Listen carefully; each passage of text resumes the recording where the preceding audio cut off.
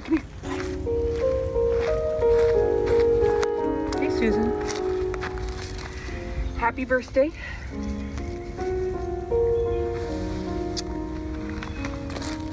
This looks great. This is the grave of Susan Dimock. Today's her birthday, April 24th. Susan Dimock was a very, very famous female physician in Boston and in the 1870s. And this is a time when women weren't allowed to be doctors. She applied, she wanted to be a doctor, applied to Harvard Med School. Harvard Med School said, no, we don't accept women.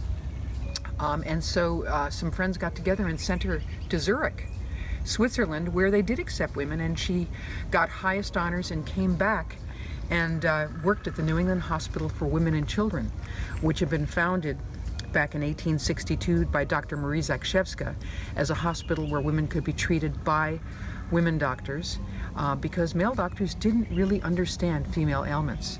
And so a variety of women had, by hook or by crook, gotten medical education in different places and then came and worked at this hospital. And Susan was amazing.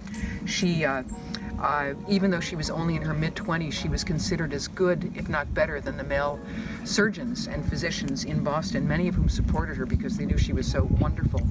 And she just blew them away with her expertise, her beauty, her skill, her listening to patients, nutty idea, listening to what patients had to say, and working with people. But she was exhausted by 1875 and said, you know what, I need to take a break. If you would just give me a 5-month sabbatical to go back to Europe, I'd like to check in with my friends over there that I worked with. I'd like to look and find all the new implements they have, because they make all kinds of great surgical tools in Europe, and bring them back. And so she and her companion, Bessie Green, went together on the Schiller, and this was in May of 1875, and the Schiller never made it to Europe. It was in a horrendous storm off the Scilly Isles off Cornwall, England, and Susan and Bessie died. Actually, the vast majority of the people on the boat died. And she was only 28 years old, and Boston really went into mourning because they really loved Susan Dimock. 28 years old, and she was already that famous. Today she's remembered.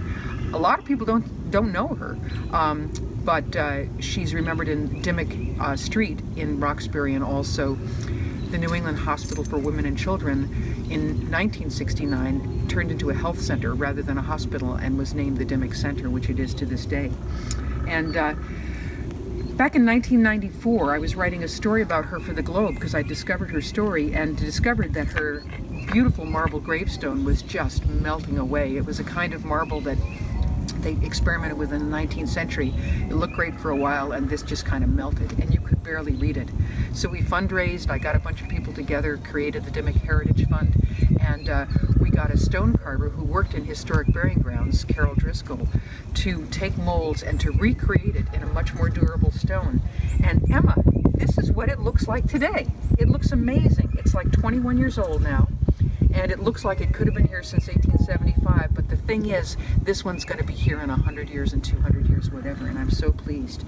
And after 20 years, I discovered that no one had written Susan's story other than like short articles like I'd written for the Globe, so I'm embarking on a full-length biography about her, and we're just here today to say happy birthday, and it's good seeing you, Susan, and it's great seeing this stone. It looks so good.